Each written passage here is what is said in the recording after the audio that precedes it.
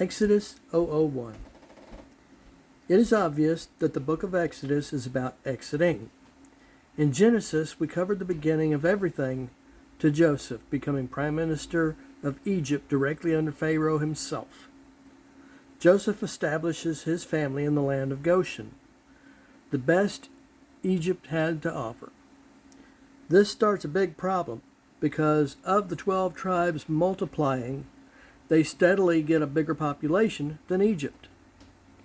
We begin the book going through the family tree to let you know all those 70 in all to leave Egypt. You see, Israelites have been in Egypt for 400 years. A good bit of it was as slaves because the Egyptians had turned the Israelites into slaves just to control them. Egypt saw the Israelites populating as God told them to, and they were fastly taking over Egypt, populace-wise. Joseph is long since gone and buried, and the latest Pharaoh, not knowing of Joseph, had decided that he needed to turn Israelites into slaves. The slavery became so great that the Israelites could only pray of escape. Now that slavery abounds, he will kill the newborns because he just has too many slaves. He instructs the midwives of such. He told them to let only the daughters should live. The midwives had the fear of God in them and spared the lives of the sons. The first case of civil disobedience. When the law of man supersedes God, don't. The women have actually started giving birth before the midwives could get to them. He tells the Egyptians to watch for these male children and to make sure they are tossed in the river. He wants them gone. Along comes Moses. Chapter 2 covers 80 years. A man of the house of Levi takes a woman of the house of Levi. Levi had 3 children. One had 4. One, Amram, married Jochebed, who was his aunt. They will have Miriam, Aaron, and Moses. Moses' parents hid him until they couldn't do it anymore. By 3 months, they had to do something. Moses' appearance is such that the women put him in a basket and sent him down the Nile. Miriam, his sister, watched him drift away. Miriam saw the daughter of the Pharaoh take possession of him. When Pharaoh's daughter saw Moses, he cried and caught her heart. Miriam suggests that the daughter take on a Hebrew woman to care for him. The daughter said, "Go get this woman." Jochebed, Moses' mother, is brought to the child and is ordered by the daughter of the Pharaoh to raise him for her own. Acts 7 and Hebrews 11 speak of this. As Moses grows and discovers he is actually Hebrew, he starts to notice how the Egyptians are treating the Hebrews. He sees an Egyptian beating a Hebrew, and he kills the Egyptian. Pharaoh finds this out and seeks to kill Moses. Moses runs from Egypt to Midian. Moses spent over 40 years in Midian.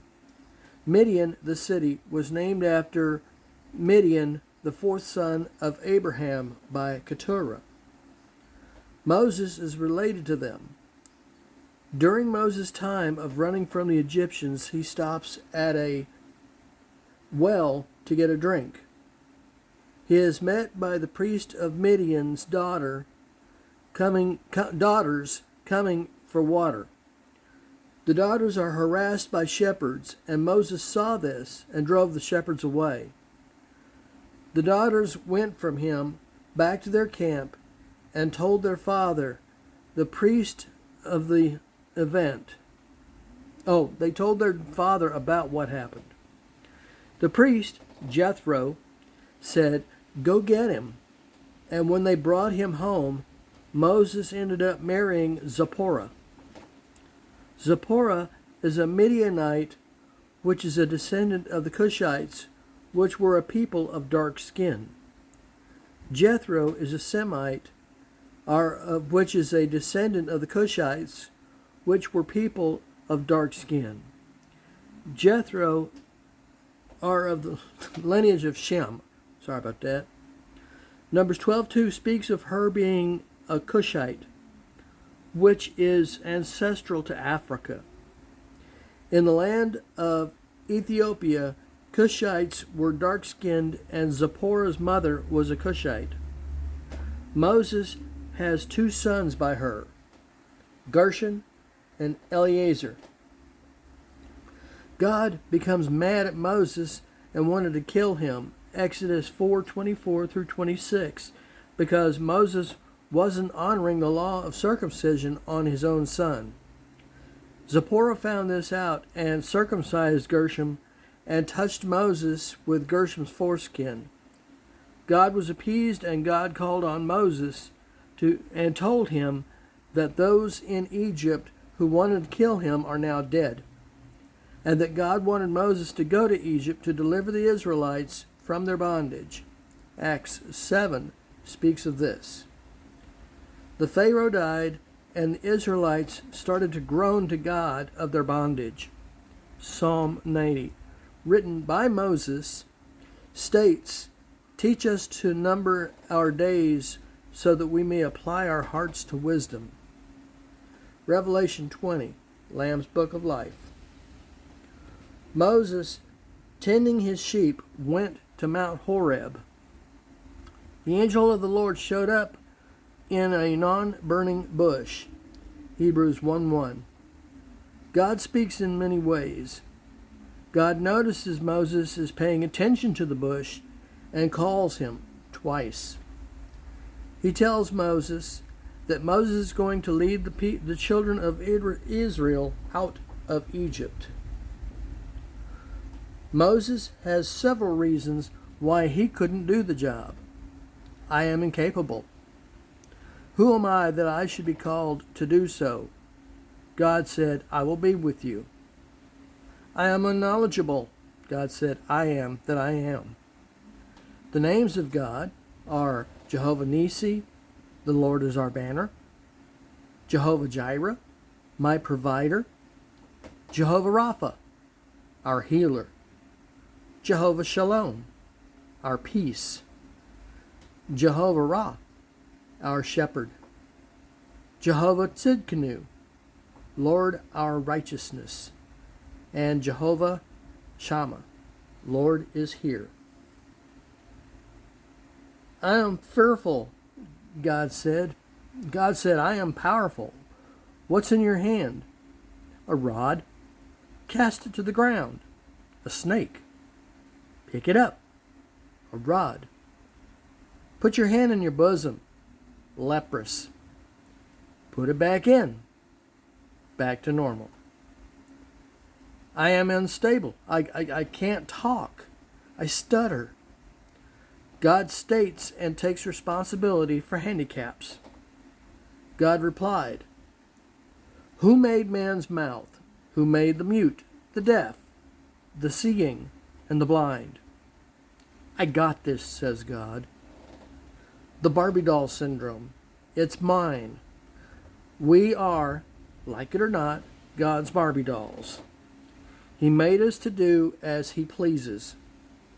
We have free will, this is true. But we came from God first and foremost. What you don't like is your problem alone. I am inflexible. I don't want to do it, God said. Let Aaron go with you as your speaker.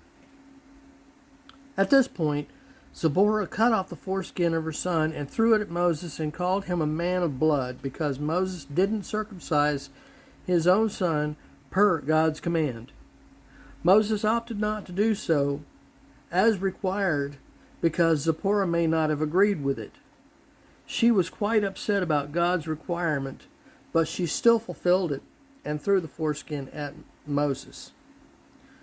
God hardened Pharaoh's heart by taking Pharaoh's personal choice of having a hardened heart, and God hardened it truly.